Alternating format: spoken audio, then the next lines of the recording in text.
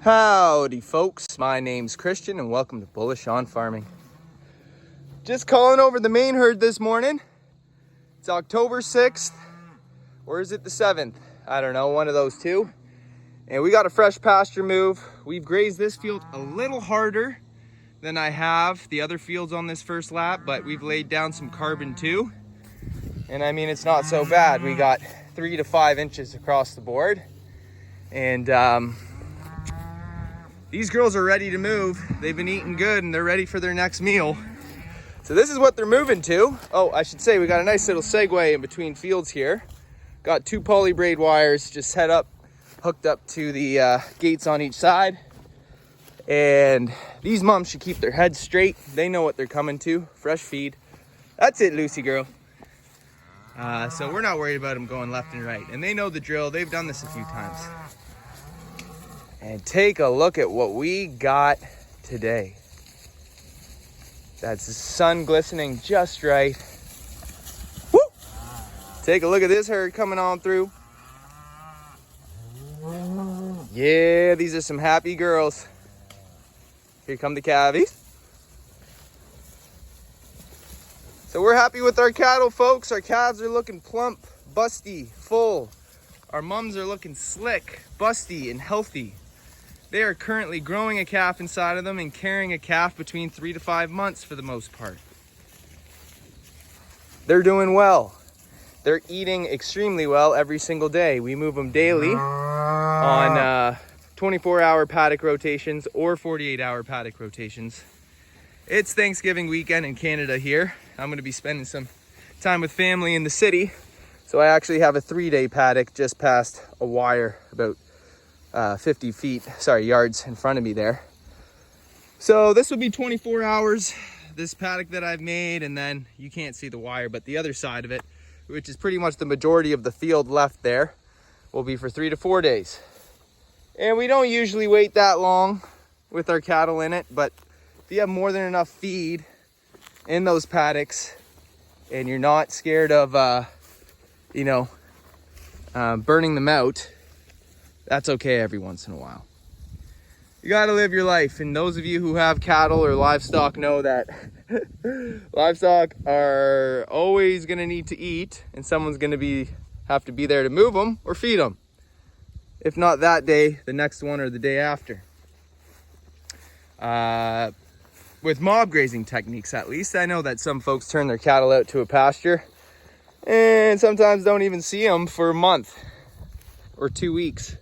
Just kind of check the water every now and then. So it all depends on how you run cattle, but we like being with our cows, evaluating our animals and our land daily. And so we can catch things at the inception and reevaluate and make a difference in the ways that we can. And so October 6th, I'm driving on the county roads here, and there's a lot of farms that are tapped out.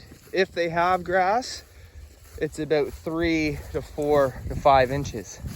And that's okay. There's nothing wrong with that. But on a channel like this, I hope folks can start to see the benefits of mob grazing and regenerative grazing techniques in the first year that you apply them. This farm was not mob grazing before this year. Then I came and, worked together with the founders and got a solid mob grazing program going. And this is what we got to offer.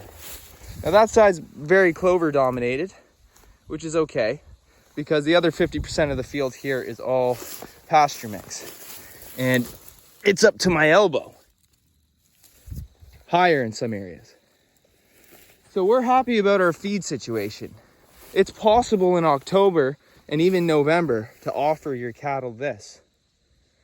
And I mentioned in the previous video, the longer you keep your cattle on pasture, the more nutritionally dense of a diet that they're getting and the more pounds they're putting on, the more healthy fat they are putting on. And by the time your beef's ready to go to market, that's when it pays off for you in your piggy bank But along the whole ride, your animals are probably going to be healthier and thriving because of it. So your costs along the way with regards to vet bills and other costs decrease. And the more sustainable you come off the land, the less you really need machines. And so when you mitigate your machinery side of the operation, you do limit your costs substantially. And instead you start using sunlight in the land, which is virtually nature's solar panel, to grow food for your animals. And then your animals will convert that solar energy through the process of photosynthesis in the plant into animal protein and healthy fats that are very nutritionally beneficial for human beings.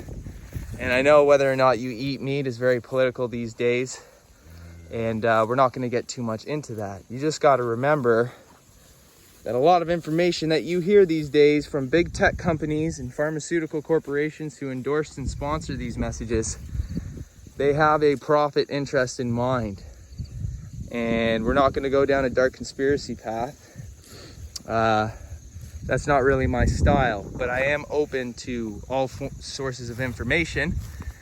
And if I were to make an honest evaluation, I'd say don't believe everything you hear and see on TV or that you hear from big corporations. But you know, that's kind of ingrained in the back to the land movement anyways, isn't it? People getting more self-sufficient and self-sustainable. Why? Well, it's a form of wealth that's been lost in modern societal outlook or ideals.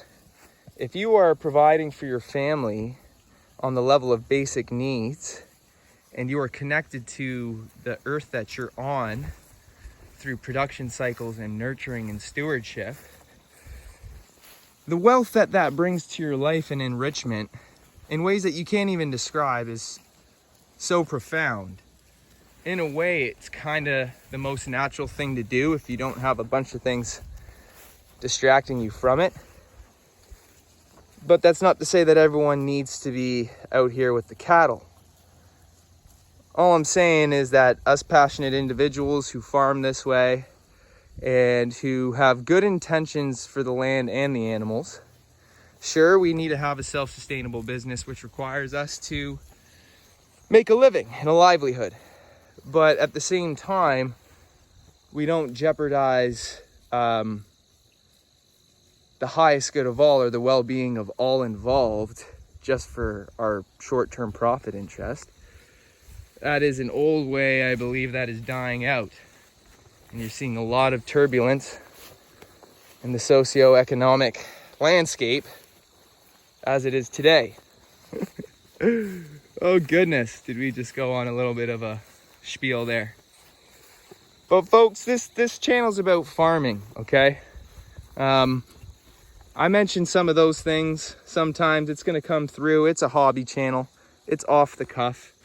And it's probably just gonna give you a little bit of a feel of the fabric to the heart of the farmer behind the lens here. But we do this because we love this. And this is for those who wish to connect to life in similar ways. This is a window to share this world with anyone who wants to be a part of it. And that's the beautiful thing about technology. And that's all it is, folks, just to share. And I've been getting a lot of followers. Well, I say a lot, but I mean more than I thought. And I just want to say God bless you all. Thanks for coming by. Those of you who are commenting, thank you very much. I imagine that farmers or those interested in animals are coming by, so please feel welcome. Ask questions, and I imagine the more discussion we get going, the more creative I can be with my content and what I share. But anyways, not making any promises, just welcoming you guys, and just wanted to say thanks, and that you're really appreciated, and God bless you. So thanks for stopping by, folks. See you on the next one.